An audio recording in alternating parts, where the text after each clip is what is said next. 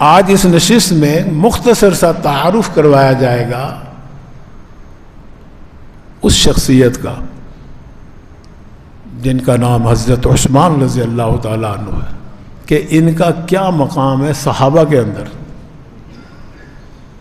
اور جو ان کی فضیلت، جو ان کا مقام، جو مرتبہ ہے وہ اظہر من الشمس ہے، یعنی سورج جیسے نکلا ہوا ہے نا، کوئی انکار نہیں کر سکتا، اس سے بھی زیادہ ظاہر حضرت عثمان رضی اللہ تعالیٰ عنہ کا مقام ہے، اللہ کے ہاں بھی، اللہ کے نبی کے ہاں بھی، اور اسلام کے اندر بھی۔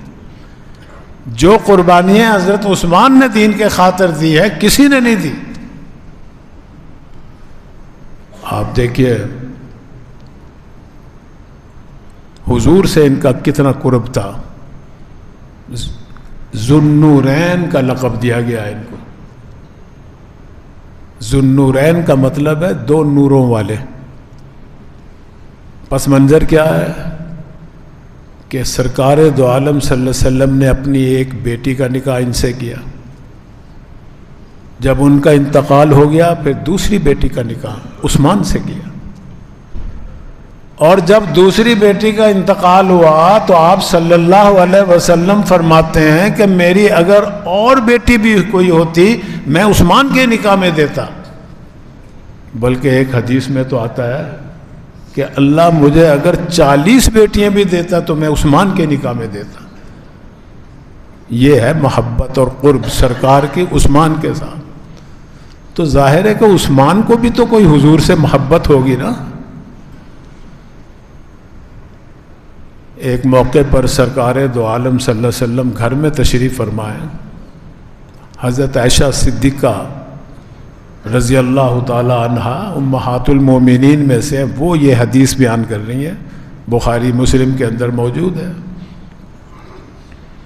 جب ہم بخاری اور مسلم کا نام لیتے ہیں نا کہ اس میں یہ حدیث موجود ہے تو اس حدیث میں پھر شک شبے کی گنجائش نہیں ہوتی کہ یہ ایسے کوئی من گھڑت واقعہ ہوگا یا اس میں کوئی مبالغہ ہوگا یا ادھر ادھر سے لے کر اس کو بیان کر دیا، ہرگز ایسی بات، قابل اعتماد۔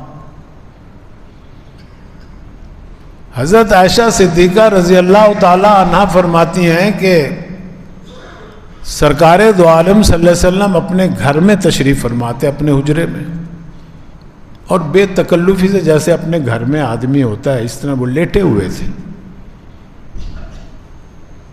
تو باہر دروازہ کھٹکا، پوچھا گیا کون ہے، پتہ چلا ابو بکر صدیق ہیں۔ آپ نے ان کو اندر آنے کی اجازت دے دی، آپ لیٹے رہے، ابو بکر رضی اللہ تعالیٰ عنہ آپ کے پاس بیٹھ گئے، آپ اسی طرح لیٹے رہے۔ اور یہ بھی آتا ہے کہ کچھ پنڈلیاں آپ کی نا، کچھ ٹانگیں، کپڑا اوپر تھا یعنی ننگی تھی، کچھ نیچے سے، جیسے عام طور پہ گھر میں آدمی بے تکلف ہو کے لیٹ جاتا ہے اس طرح تہمد مبارک کچھ اوپر تھی۔ آپ نے نہ اپنے کپڑوں کو ٹھیک کیا نہ اٹھ کے بیٹھے، ویسے ہی لیٹے رہے۔ ابو بکر آپ کے پاس آ کر، کیونکہ ان کے ساتھ بے تکلفی تھی، بات چیت ہوتی رہی۔ پھر دروازہ کھٹکا، تھوڑی دیر کے بعد پتہ چلا حضرت عمر تشریف لائے ہیں، ملنا چاہتے ہیں، ان کو بھی اجازت دے دی گئی اندر۔ آپ پھر بھی ویسے ہی لیٹے رہے، بات چیت ہوتی رہی، وہ بھی آ کے بیٹھ گئے، آپ سے مشورہ کرتے رہے، کوئی بات چیت ہوتی رہی۔ کچھ دیر کے بعد پھر دروازہ کھٹکا، پھر حضرت پتہ چلا عثمان رضی اللہ تعالیٰ عنہ ملنا چاہتے ہیں، اندر آنا چاہتے ہیں۔ جب آپ نے عثمان کا نام سنا تو آپ اٹھ کر بیٹھ گئے، اپنے کپڑوں کو بھی ٹھیک کر لیا۔ پھر عثمان کو اجازت دی، وہ تشریف لائے، بیٹھے، آپس میں بات چیت ہوتی رہی۔ کوئی اہم مشورہ تھا اس لیے اکٹھے ہو گئے تھے وہ سب۔ ہو سکتا ہے آپ صلی اللہ علیہ وسلم نے بلایا ہو تینوں کو، باری باری آ رہے ہیں۔ پھر مجلس ختم ہو گئی۔ کچھ دیر کے بعد سیدہ عائشہ صدیقہ یہ سارا منظر دیکھ رہی تھی۔ جب وہ سارے چلے گئے تو آپ نے حضور اکرم صلی اللہ علیہ وسلم سے پوچھا کہ یا رسول اللہ، میرے ابا حضور آئے تو آپ لیٹے رہے، عمر آئے لیٹے رہے، عثمان آئے تو آپ اٹھ کر بھی بیٹھ گئے اور اپنے آپ کو ٹھیک بھی کر لیا اور پھر ان کو بلایا، اس کی کیا وجہ ہے؟ تو آپ صلی اللہ علیہ وسلم کیا جواب ارشاد فرماتے ہیں؟ عائشہ، جس شخص سے فرشتے حیا کرتے ہوں میں نہ اس سے حیا کروں؟ یعنی دیکھو فرمائے، اسی لیے ان کو کہتے ہیں، خطبے میں ہر جمعے میں پڑھتا ہوں، کامل الحیاء والایمان، یہ بھی لقب ہے آپ کا، یہ بھی آپ کی فضیلت اور منقبت ظاہر کرتی ہے، حیا میں بھی کامل، ایمان میں بھی کامل۔ فرشتے بھی حیا کرتے ہیں، اللہ کے نبی بھی ان سے حیا کرتے ہیں، لیکن کچھ بدبخت لوگ ہیں جو آج بھی ان سے حیا نہیں کرتے، ان پہ طرح طرح کے الزام لگاتے ہیں، یہ ان کی بدبختی ہے، ورنہ اللہ اور اللہ کے رسول کے ہاں تو حضرت عثمان ایک تو ہے ان کی زندگی میں، دیکھو ایک موقع تھا جیش العسرہ، یہ اس لشکر کا نام ہے، لشکر تیار ہو رہا ہے کفار سے جہاد کے لیے، سخت گرمی کا موسم، اس سے بھی زیادہ گرمی، ریگستانی علاقہ، اور جس ملک سے جس قوم سے جہاد تھا وہ قوم بھی بہت دور، اس سے تبوک کا موقع، قحط سالی کا دور مدینے میں، خشک سالی، غذائی قلت، اور کفار کا جو لشکر ہے تعداد میں بھی کثرت، مسلمان تعداد میں بھی قلت، کم، ہتھیار بھی نہیں ہے، گرمی بھی بہت، پانی کی بھی کمی، غذائی کمی، ہر طرح سے کمی تھی۔ اب ایسے موقع پر جب پتہ چلا بھی دشمن تیار ہے حملے کے لیے، ہمیں بھی تیاری کرنی چاہیے۔ سرکار نے اپیل کی چندے کی، ہم بھی جو چندہ کرتے ہیں نا مسجد کے لیے، مدرسے کے لیے، یہ وہیں سے چلا آ رہا ہے، دین کی ضرورت کے لیے چندہ کرنا جائز ہے، اپنے لیے سوال کرنا مسجد میں جائز نہیں ہے، اس لیے ہم کہتے ہیں کہ بھی یہاں سوال نہ کیا کرو، باہر جا کے سوال کرو۔ تو عرض میں یہ کر رہا تھا کہ حضور صلی اللہ علیہ وسلم نے اپیل کی، بھئی چندہ ڈالو، کون دیتا ہے کچھ مالی طور پہ، ہم تیار ہو کے لشکر تیار کریں اور جہاد پہ جانا ہے۔ ہر شخص نے اپنی ہمت اور بساط کے مطابق چندہ دیا۔ حضرت عثمان رضی اللہ تعالی عنہ نے کھڑے ہو کر عرض کیا کہ یا رسول اللہ، میری طرف سے 100 اونٹ بمائے اسلحہ کے، ہتھیار کے، اس لشکر کو میں اللہ کے راستے میں وقف کرتا ہوں۔ بڑے نعرے لگے، بڑے خوش ہوئے، سبحان اللہ، اللہ اکبر۔ 100 اونٹ کہنا آسان ہے، آج تو کوئی ایک اونٹ دینے کے لیے بھی تیار نہیں ہے، یہ 100 اونٹ دے رہے ہیں اور بمائے لاؤ لشکر کے۔ لیکن ابھی بھی کم تھے، کفار جو تھے ان کا لشکر بڑا کثیر تھا، اس کے مطابق کم تھا۔ آپ نے پھر اپیل کی بھی چلو کوئی اور ہمت کر لے، لیکن اور میں کسی میں ہمت نہ ہوئی، حضرت عثمان ہی دوبارہ کھڑے ہوئے اور عرض کیا کہ یا رسول اللہ وہ 100 الگ ہے، 200 اونٹ میں اور دیتا ہوں، وقف کرتا ہوں، بمائے لاؤ لشکر، اسلحہ ہتھیار کے، جو تلوار چاہیے، جو تمہیں نیزہ چاہیے میں دوں گا، وہ بھی دوں گا۔ حضور صلی اللہ علیہ وسلم نے بڑے خوش ہوئے، بہت خوش ہوئے، 300 اونٹ ہو گئے، لیکن ابھی لشکر کی حاجت ابھی پوری نہیں ہوئی، ابھی اور ضرورت باقی تھی۔ آپ صلی اللہ علیہ وسلم نے پھر ابھارا لوگوں کو، کبھی تم بھی کوئی ہمت کرو، حوصلہ کرو، کوئی اور بھی آگے بڑھے۔ لیکن پھر بھی تیسری مرتبہ بھی جب سرکار نے اپیل کی، پھر حضرت عثمان کھڑے ہوئے اور فرمایا کہ وہ 300 الگ، 300 میں اور دیتا ہوں اونٹ، بمائے لاؤ لشکر کے لیے۔ بڑا خوش ہوئے سرکار دو عالم صلی اللہ علیہ وسلم، اتنے خوش ہوئے آپ کی زبان مبارک سے یہ جملہ نکلا کہ عثمان آج کے بعد تو جو کچھ بھی کر لے اللہ تعالیٰ نے تیری سارے گناہ معاف فرما دیے، بخشش فرما دی، مغفرت فرما دی. تو نے دین کا اتنی مدد کی، اتنا تعاون کیا اللہ کے راستے میں کہ آج کے بعد تو جو کچھ بھی کرے گا تجھے کوئی نقصان نہیں دے گا تیرا عمل. کیا مطلب ہے کہ آج تک تو ہو گئی بخشش مغفرت، آج کے بعد بھی تجھ سے کوئی گناہ ہوا نا، کوئی خطا ہوئی، وہ بھی اللہ تعالیٰ نے معاف کر دی اس عمل کی وجہ سے، اس نیکی کی وجہ سے. اللہ تعالیٰ تو اتھارٹی ہے نا، اگلے پچھلے سارے گناہ معاف فرما سکتے ہیں، اسے کون منع کر سکتے. پھر نبی کہہ رہے ہیں، حضور کہہ رہے ہیں، عام آدمی کی بات نہیں ہے، نبی کی بات ہے، اور نبی تو وحی کے ذریعے بات کرتا ہے. خود اللہ تعالیٰ فرما رہے ہیں، فرمائے کہ وَمَا يَنْطِقُ عَنِ الْهَوَىٰ إِنْ هُوَ إِلَّا وَحْيٌ يُوحَىٰ. دین کے بارے میں اللہ کا نبی جو بات کرتا ہے وہ جب تک ہم وحی نہیں کرتے، وحی کریں گے تو کریں گے. اللہ نے وحی کی کہ عثمان نے اتنا بڑا قدم اٹھایا، ہم اس سے راضی ہو گئے، اور کہہ دو ان کو کہ آج کے بعد اگر کوئی گناہ بھی ہو گیا اللہ نے پیشگی معاف کر دیا تمہیں.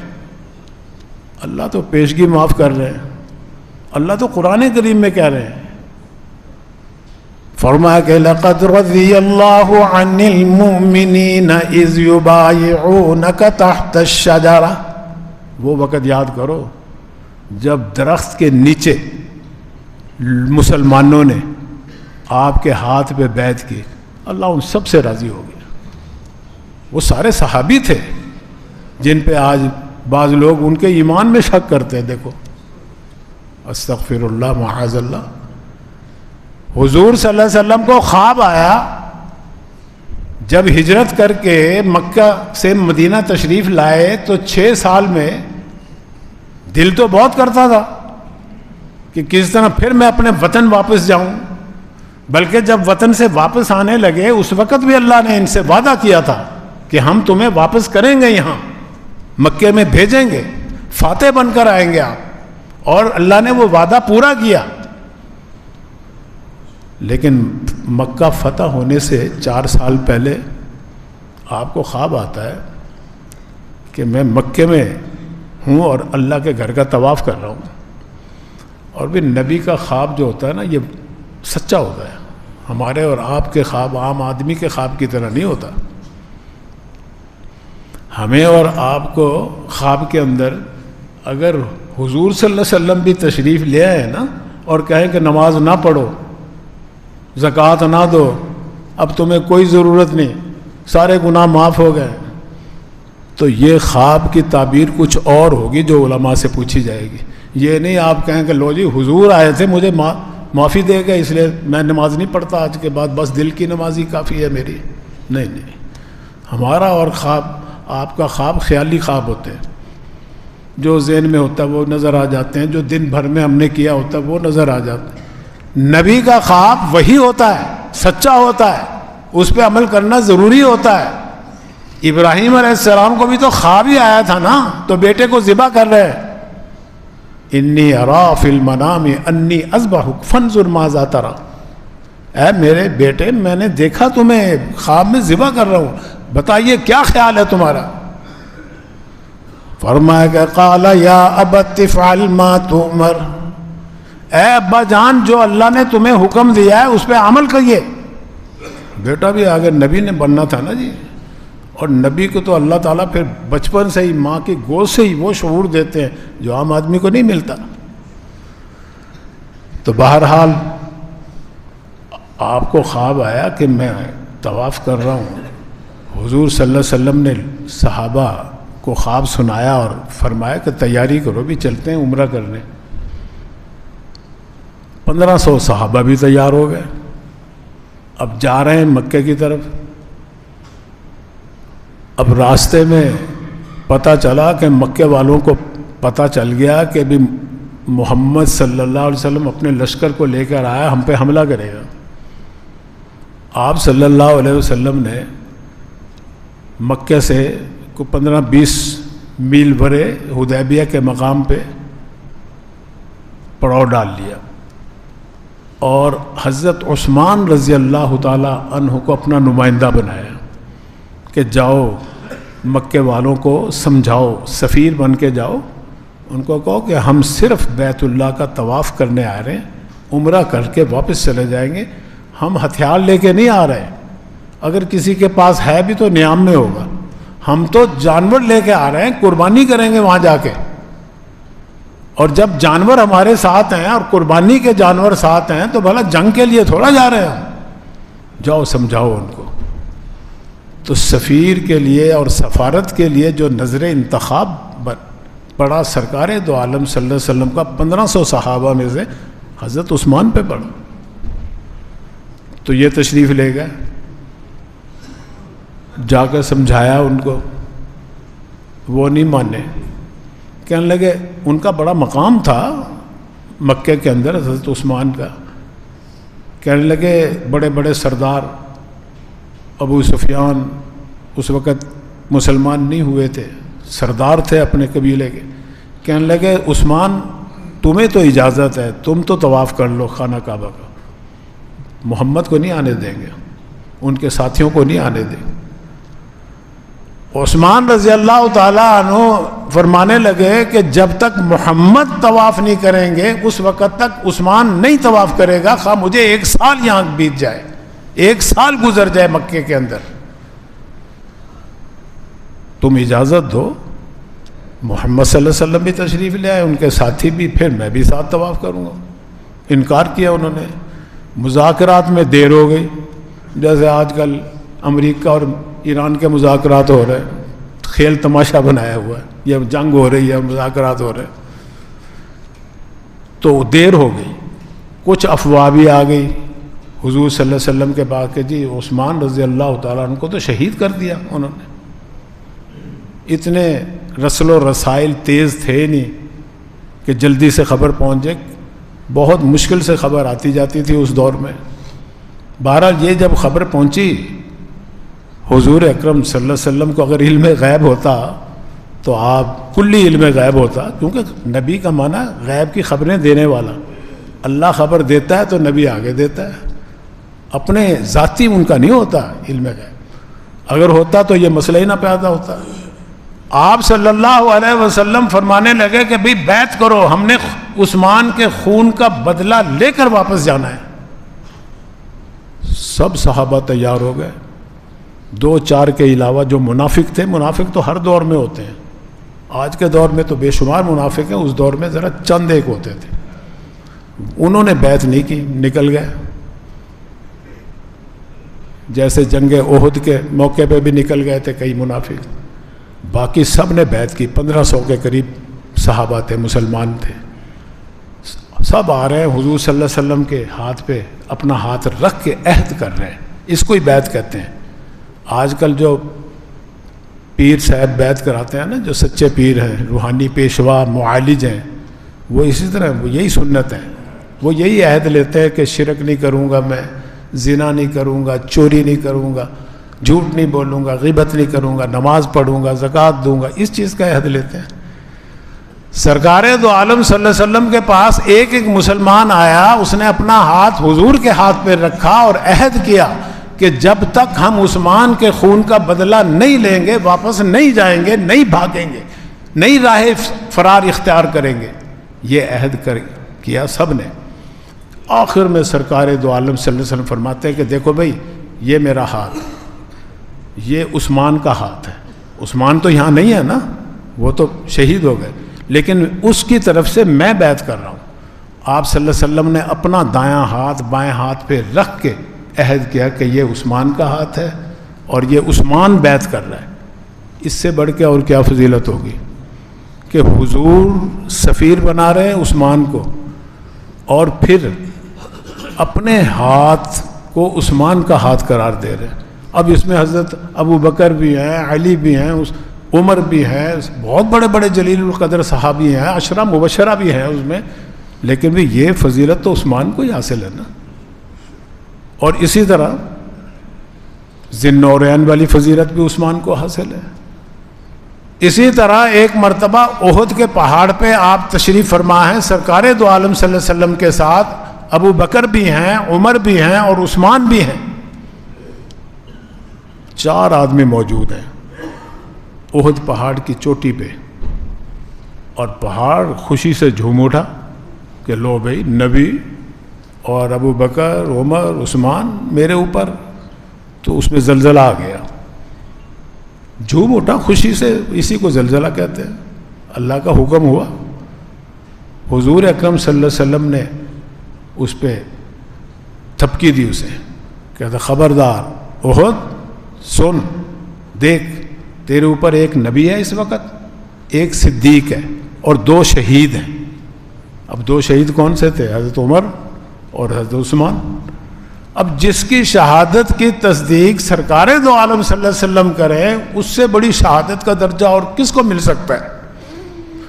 بیعت آپ لے رہے ہیں آپ کی طرف سے، عثمان کی طرف سے بیعت بھی آپ کر رہے ہیں، شہادت کی سند بھی آپ دے رہے ہیں، 2 بیٹیاں بھی آپ دے رہے ہیں، اور پھر یہ ضمانت بھی دے رہے ہیں کہ آج کے بعد جب 600 اونٹ دیے، پھر اور بھی اونٹ دیے، بعض حدیثوں میں آتا 1000 اونٹ پورے کیے، 1000 دینار بھی دیے، 70 گھوڑے بھی دیے اسی لشکر کے اندر، اور مسجد نبوی کی زمین خرید کے دی، کنویں خرید کے دیے مسلمانوں کو۔ بڑے کپڑے کے تاجر تھے، بڑے امیر تھے، ساری دولت اللہ کے راستے میں خرچ کی، دین کی خاطر خرچ کی۔ تو بھائی اس لیے ہمیں صحابہ کے بارے میں شہد کی مکھی بننی چاہیے۔ یہ آج کل چینلوں پہ بہت کچھ آتا ہے، حضرت معاویہ رضی اللہ تعالیٰ عنہ کے بارے میں، حضرت عثمان کے بارے میں، حضرت عائشہ صدیقہ کے بارے میں بہت بھونکتے ہیں، کتے کا کام بھونکنا ہی ہوتا ہے، اور گندی مکھی کا کام جو ہے وہ گند کے اوپر بیٹھنا ہوتا ہے۔ ہمیں تو شہد کی مکھی بننا ہے۔ قرآن میں جو آیا صحابہ کے بارے میں، احادیث میں جو آیا صحابہ کے بارے میں، ہم تاریخ میں بھی اچھی باتیں ہیں، بہت اچھی باتیں ہیں، بڑی فضیلتیں ہیں صحابہ کی، ان کو تلاش کیجئے، ان پر عمل کیجئے، ان کو پڑھیے، ان کو سننے سنائیے، اس سے ایمان تازہ ہوتا ہے، ایمان میں اضافہ بھی ہوتا ہے۔ صحابہ کی جب ہم دیکھتے ہیں نا عقیدت، محبت سرکار کے ساتھ اور اتباع سنت، تو بندہ اشش کر اٹھتا ہے۔ اللہ تعالی ہمیں بھی توفیق دے۔ وآخر دعوانا ان الحمدللہ۔